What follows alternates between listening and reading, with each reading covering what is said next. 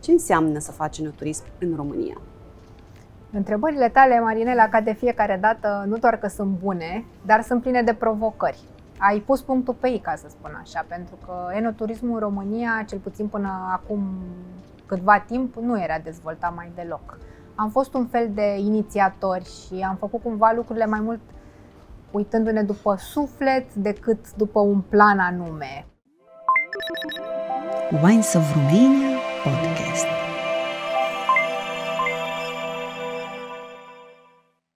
Bine ați venit la un nou episod Wines of Romania Podcast. Alături de mine o am pe Andreea Micu, noua proprietară sau moștenitoarea sau coproprietara cramei Avincis, una dintre cele mai frumoase crame din România. Bine ai venit, Andreea! Bine te-am găsit și mulțumesc pentru invitație! Mă bucur tare să fim astăzi alături, să fim împreună la acest podcast.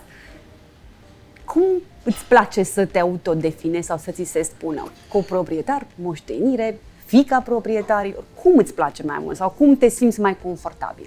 Mă simt mai confortabil să spun că sunt parte din familia Avincis. O formulare cât mai simplă, cât mai firească, pentru că de fapt asta și este Avincis, o poveste de familie. Iar eu fac parte din familia Avincis. Atât de frumos ai vorbit încât poate cei care ne ascultă și ne urmăresc totodată ar vrea să știe și care este a doua activitate sau poate de ce nu, poate chiar principala activitatea ta profesională. Sunt avocat am moștenit avocatura într-un fel ca și pasiune de la părinții mei, pentru că și ei sunt ca bază avocați, iar partea de vinuri este o altă moștenire de familie însă, de data aceasta. De fapt, ambele aș putea să spun că sunt moșteniri de familie, și profesia și partea cu vinurile. Care crezi că ar fi sau este legătura între avocatură și vin? Ce le unește? E o legătură destul de puternică, deși la prima vedere par două domenii antagonice. Foarte mult drept se află în vin, pentru că dreptul înseamnă logică și crearea unui vin presupune foarte multă logică și atenție la detaliu, precum se întâmplă și în drept. Când citești un dosar, trebuie să fii atent la absolut toate detaliile pentru ca soluția speței să îți iasă la sfârșit cât mai apropiată de adevăr și de ce e bine pentru client. La fel și în cazul vinurilor, trebuie să vezi cum poți să vin în întâmpinarea pasiunilor și a plăcerilor consumatorilor atunci când creezi un vin, păstrându în același timp și autenticitatea. Care este cea mai mare provocare a ta atunci când vine vorba de activitatea familiei Avincis? Crezi că e doar o provocare? Prima care îți vine în minte. Mai multe, dar provocarea cea mai mare pentru mine este aceea că nu sunt neapărat din domeniul vinurilor.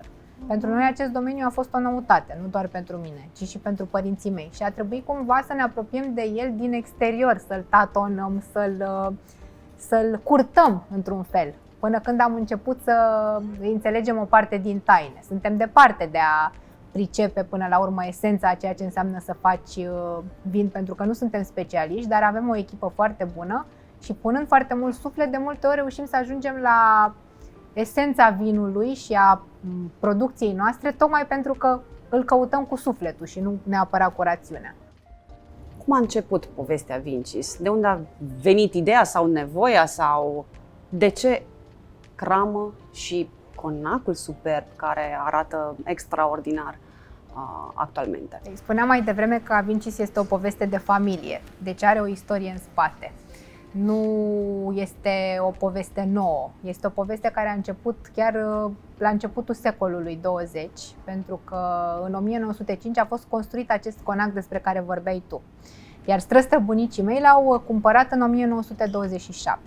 L-au considerat ca un fel de loc de reculegere, de retragere peste vară. Erau dealurile acelea superbe unde era plantată viță de vie și s-au gândit să facă acel loc o reședință de vară. Dar treptat a devenit mult mai mult decât atât, pentru că s-au lăsat antrenați de plăcerea vinului, de bucuria de a face ei cu mâinile lor vinul și deja ajunseseră cumva să fie cunoscuți în regiune pentru vinurile pe care le făceau, chiar dacă nu era activitatea lor de bază asta. Străbunicul meu era bancher, de exemplu. Însă a venit perioada comunistă și, din păcate, această poveste a fost întreruptă brutal. Știm cu toții consecințele istoriei crude a României în acest sens. Dar, așa cum ne șa de nouă bine să fim optimiști până la capăt, am reușit să renaștem această poveste, pentru că după căderea comunismului, ușor părinții mei au început să refacă acest domeniu de familie, să achiziționeze de la familie și să recupereze apoi terenurile care erau în proprietate inițial.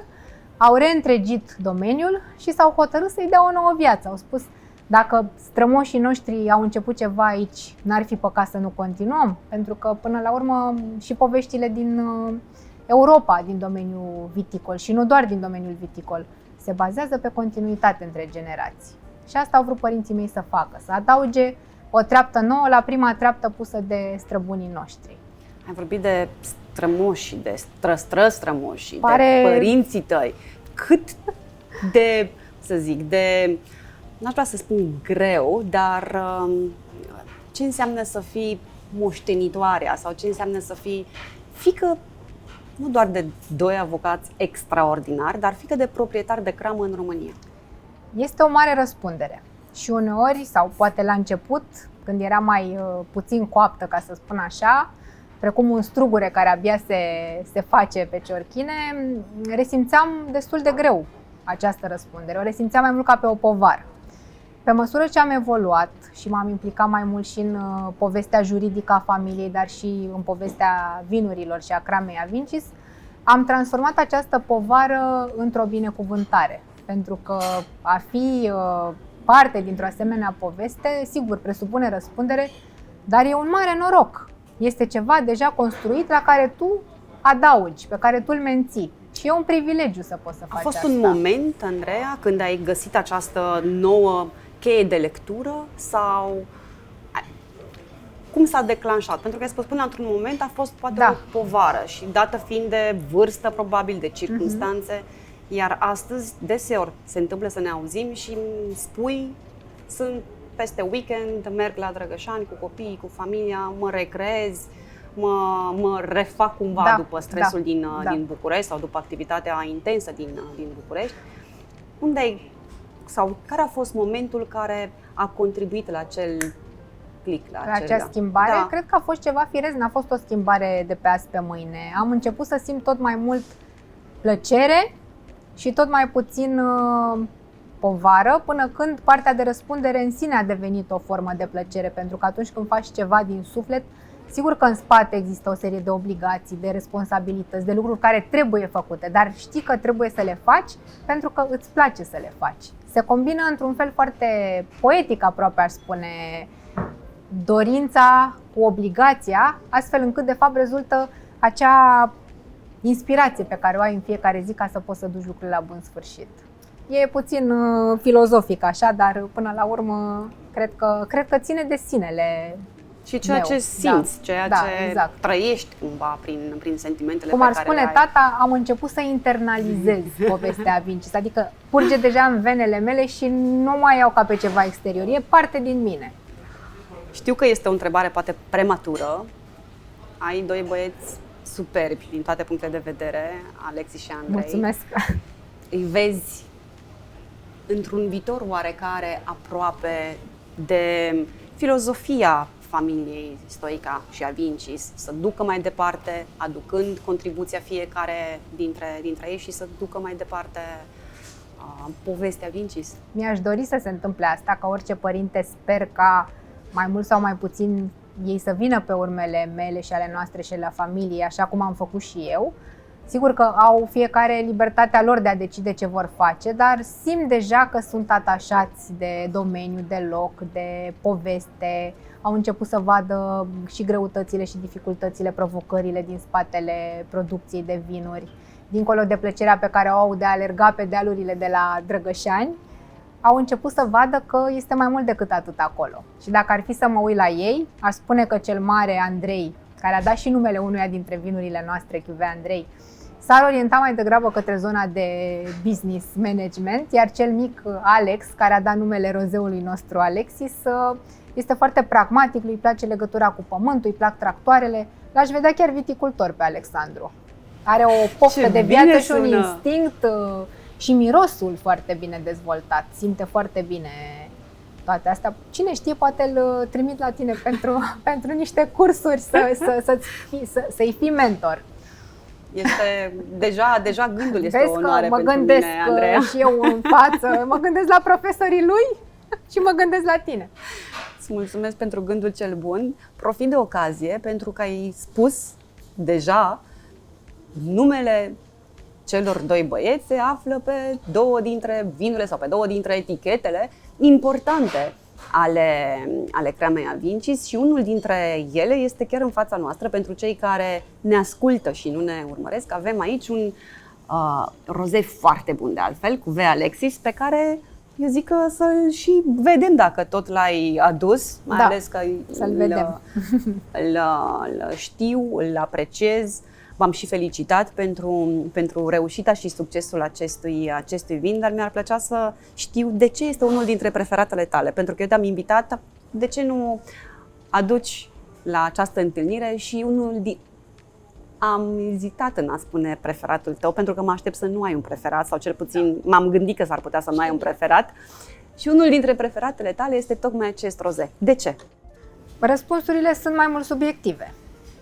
Primul răspuns ar fi acela că atunci când am creat acest roze, m-am gândit la Alexandru, fiul meu cel mic, care este pur, este deschis către lume, este el însuși și alb la față și foarte senin. Și rozeul mi se pare că exprimă această puritate și vioiciune și prospețimea copilăriei. Atunci când bem un roze, ne simțim cumva mai vioi, mai veseli, mai învigorați și face legătura cu partea asta de copilărie pentru mine rozeul. Apoi, cred că ne apropiem și de primăvară și de vară și întotdeauna un roze este versatil, poate fi asortat în anotimpul cald cu orice fel de mâncare. Este foarte prietenos cu asortimentele, aș spune eu, în general. Așa încât mi se pare varianta cea mai bună și pentru prânz și pentru seară și de aceea l-am ales. Dincolo de buchetul foarte bun. său, da. Dincolo de faptul că este foarte bun și foarte invitant, atât la miros cât și mai ales la gust. Deja când te auzeam cum povesteai și eu îl știu bine vinul și l-am gustat și mai devreme, parcă îmi venea din nou să-l mai miros și să-l mai degust. Cât de importantă este povestea unui vin, mai ales un vin care are deja o poveste importantă, cum este în cazul acesta, Alexis sau Alexandru. Curiozitatea mea este ce a venit mai întâi, numele vinului sau vinul? Ce întrebare bună! Și chiar ar trebui să mă gândesc. Cred că am făcut la început un roze, dar n-avea nume, era rozeul Avincis. Și apoi ne-am gândit că rozeul nu e un simplu vin pe care să-l pui pe un raft și să n-aibă nume. Și, cum spune povestea, și pentru că trebuia să poarte un nume, m-am gândit să îi dau șansa și lui Alexandru să fie pe eticheta unui vin, așa ar fi fost corect. Fratele lui Andrei deja era pe un vin apreciat.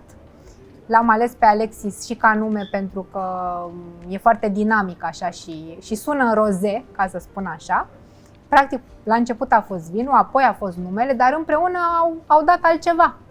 N-a mai fost același vin, rozeul nostru, după ce a primit numele Alexis. Ceva s-a schimbat, e o vrajă. Când denumești un lucru, îi dai o poveste, de fapt. Botezul sau numele pe care îl alegi te influențează. Dacă tu nu te-ai fi numit Andreea, mai ai și un alt nume în afară. Irina, da. Ce să mai e? Știi ce înseamnă Irina? Nu știu ce Pace. înseamnă. Eu Iar știu doar Andreea Irinel, vine de care la sună Andrei, foarte bine. care înseamnă bărbat. Deci dacă vorbești cu mine, vorbești cu o forță totuși pacifistă. Și totodată fragilă și elegantă, având în vedere partea nu doar exterioară. O sumă de contrarii. Da, ca și în complexitatea unui vin. De ce nu? Ce planuri de viitor are Avincis? Avincis își dorește să rămână un reper pe piața vinurilor din România, nu doar pentru consumator din perspectiva calității vinurilor, dar, așa cum spuneai tu mai devreme, și ca poveste. Dorim să atragem cât mai mulți prieteni ai vinului pe domeniul nostru, să descopere locurile respective, să se bucure de ceea ce înseamnă domeniul la Vincis într-o experiență completă, pentru că acolo putem să petrecem și seara, să facem degustări, să ne plimbăm pe domeniu, să vizităm împrejuririle, adică cine merge acolo are parte de un pachet complet, ca să spun așa. Și ne dorim să avem aceste porți ale domeniului nostru deschise și să cunoască cât mai multă lume frumusețile acelui loc. Iar ca planuri așa concrete, sigur că dorim să mai facem și diverse lansări de vinuri noi. Avem acum pe domeniul nostru un parc foarte frumos pe care l-am deschis recent publicului, Poiana Apostolilor se numește. E un loc foarte frumos de meditație, de reculegere în mijlocul zăvoiului, unde pe vremuri se plimbau străbunicii mei, practic în miezul pădurii, și unde vom putea organiza și diverse evenimente. Abia aștept să revin, pentru că mi-aduc aminte când am fost cu colegii și prietenii de la Carrefour, ne prezentai locul respectiv și energia deosebită care caracterizează acea zonă într-un mijlocul aproape a unei mici păduri, pentru că este foarte aproape de domeniu, dar parcă într-o lume a sa, într-o lume are personalitatea lui. Și îl simt cumva diferit de cramă și de domeniu. Pare un loc cu multă încărcătură spirituală. Sună foarte bine și invitat, deja mă gândeam în ce lună suntem, când ar fi perioada potrivită. Adevărul este că dacă la începutul activității mele intense în promovarea vinului românesc, am luat crama voastră ca reper atunci când povesteam despre vinurile românești, despre industria vinului în afara României, fiind poate în continuare una dintre cele mai frumoase și cele mai moderne și cele mai autentice crame de pe teritoriul României, aș vrea să te întreb din punct de vedere a enoturismului, din punct de vedere a turismului, unde consider că sunteți și un ambasador în acest domeniu. Ce înseamnă să faci enoturism în România? Întrebările tale, Marinela, ca de fiecare dată, nu doar că sunt bune, dar sunt pline de provocări. Ai pus punctul pe I, ca să spun așa, pentru că enoturismul în România, cel puțin până acum câtva timp, nu era dezvoltat mai deloc. Am fost un fel de inițiatori și am făcut cumva lucrurile mai mult uitându-ne după suflet decât după un plan anume. Nu știu neapărat dacă a fost bine, dar cu siguranță am avut o creștere organică, aș putea spune, în partea asta. Adică n-am forțat nimic. Oamenii au venit mai puțin pentru că noi am promovat lucrurile așa cum poate ar fi trebuit să o facem și mai mult pentru că au auzit de la prieteni care fuseseră la rândul lor acolo și tot așa. Adică a fost o promovare pe care am făcut-o în mod indirect prin faptul că am găzduit oameni cărora le-a plăcut acolo, iar ei au spus mai departe, au dat vestea, cum s-ar spune, și în felul acesta acum am reușit să ne facem cunoscuți pe partea asta. Dar e plin de provocări, de ce spun? Pentru că este foarte greu să poți să te ridici la așteptările celor care vin acolo, este foarte greu să sudezi o echipă, întotdeauna identificarea persoanelor potrivite, mai ales în zonele rurale, ca să spun așa, e mult mai dificil de făcut. În București e o piață a muncii, în afară este o piață cu totul diferită și standardele sunt diferite. Deci întotdeauna a fost greu să reușim să facem lucrurile să meargă într-un fel echilibrat și la un standard constant. Dar sper eu că reușim. Care este profilul vizitatorului, turistului care ajunge la voi? Cred că nu este neapărat un tipar, dar câteva caracteristici comune tot există. Bănuiesc că la ele te referi aici. Da. Persoana care vine la noi este curioasă, își dorește experiențe noi, vrea să afle despre vinurile locale în special, vrea să înțeleagă zona unde se află și particularitățile ei. Este o persoană dornică de cunoaștere. Și cred că ăsta e un lucru frumos. Noi trebuie să ne menținem curiozitatea în viață, să încercăm în fiecare zi să descoperim lucruri noi. Deci iubitorii cramei noastre sunt iubitori de nou, iubitori de frumos, dar și iubitori de natură. De unde vin? Care este proveniența lor? București, din restul țării, din afara țării? Cei mai mulți sunt din București. Sunt și foarte mulți din județul Vâlcea care vin și este firesc pentru că acolo ne aflăm. tot mai mult și din Timișoara, și din Oradea, chiar și din Constanța, deși nu știu cine ar părăsi marea ca să vină oriunde altundeva în România. Eu sunt o iubitoare a mării, de aia spun asta. Și tot mai mulți străini, bine, acum în perioada pandemiei a fost mai complicat, dar înainte a început să vină prin agenții de turism, prin recomandări, foarte mulți străini din Europa și chiar din afara Europei dorniți să descopere mai multe despre România în general. Aș fi vrut să nu te întreb despre acest topic, dar despre acest subiect, dar chiar sunt curioasă ce părere ai tu despre exportul vinului românesc. Dacă mă gândesc la eforturile pe care le faci tu în ultima vreme pentru a promova vinul în afara țării, aș spune că suntem pe mâini foarte bune. Deci îți mulțumesc din suflet. Ai văzut, ăsta e un tertip de avocat, să arunci întrebarea spre cel care ți-a pus-o și să faci răspuns. Este fantastic, da. Înțeleg de ce se împacă atât de bine avocatura cu lumea vinului. Este mai bine și decât un food and wine pairing într-o asociere extraordinară. Dar dincolo de... Dar eu am spus un adevăr acum. Și eu la fel. Am spus un adevăr și învățăm foarte multe de la tine și învățăm din entuziasmul tău, pentru că de multe ori producătorul de vin este atât de ocupat cu nișa lui și cu ce face că uită să vadă lucrurile în ansamblu și de multe ori nu mai are timp de ele. De multe ori nu mai avem timp să ne punem în big picture și să vedem unde suntem noi pe harta asta a vinului. Națională suntem obligați să o facem, dar internațională de multe ori luăm lucrurile, cum spune avocatul, în procedură în stadiul în care se află. Cam așa facem și noi românii. Și nu ne uităm puțin în avans, nu privim puțin spre viitor să vedem ce putem noi să facem ca să facem lucrurile să meargă mai bine în afara țării, pentru că avem potențial. De asta zic că avem de învățat de la tine. Potențialul este foarte mare. Sper din suflet să ne ridicăm la înălțimea așteptărilor și să putem să fim o echipă cu toții, pentru că aici n-ai cum să pătrunzi decât promovând țara ca pe un tot.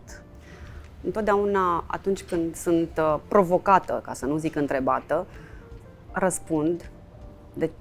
Dacă să-mi aduci aminte, spuneam că România va fi în top 3. Da. În 2036 spuneam pe coperta 4 a primei mele cărți de Wine Book of Romania.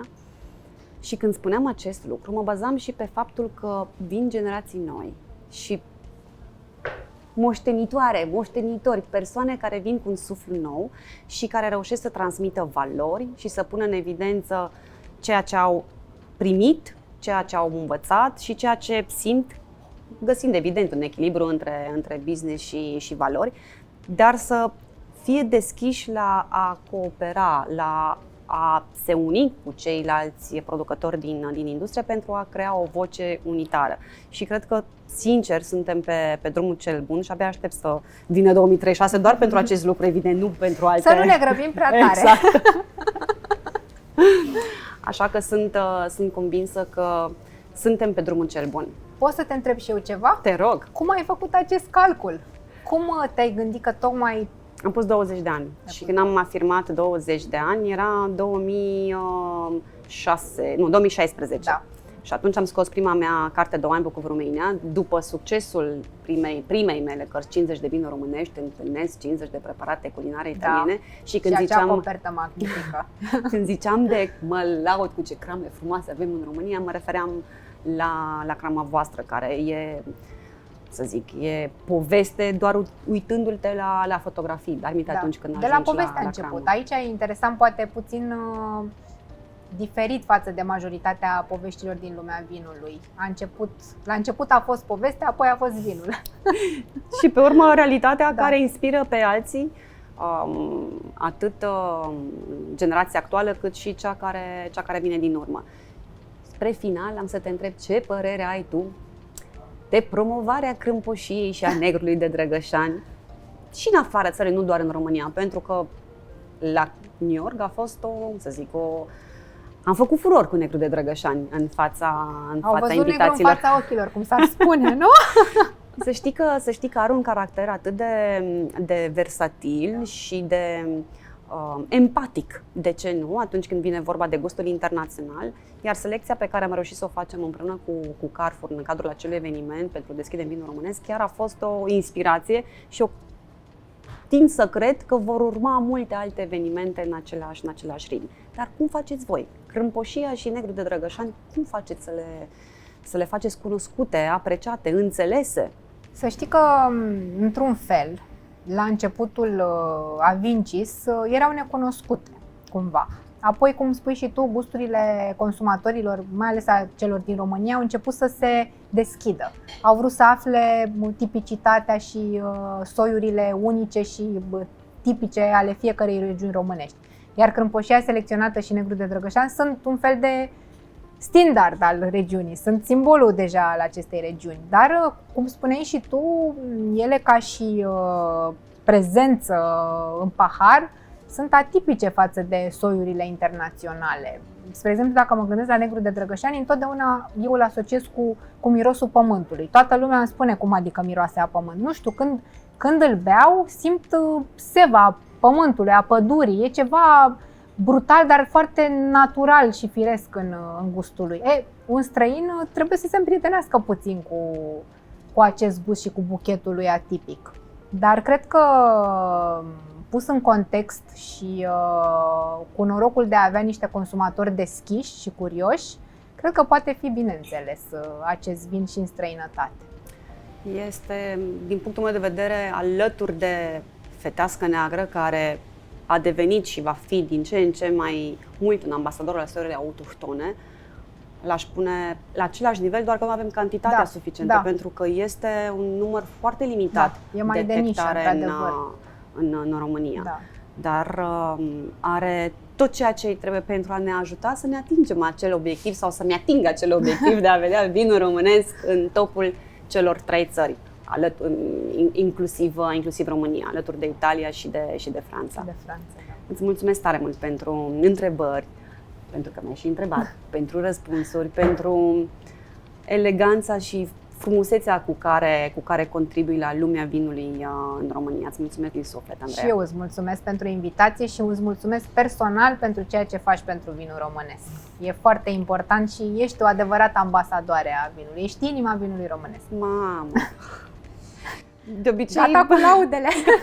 Păi nu să zic, m-am emoționat în adevăratul sens mingea la tine. Trebuia să fie la mine și să te dau gata, dar cu ceva pe care îl simți în tot sufletul. Ca și un avocat, dar și ca și un extraordinar producător de vinuri. Îți mulțumesc, Andreea!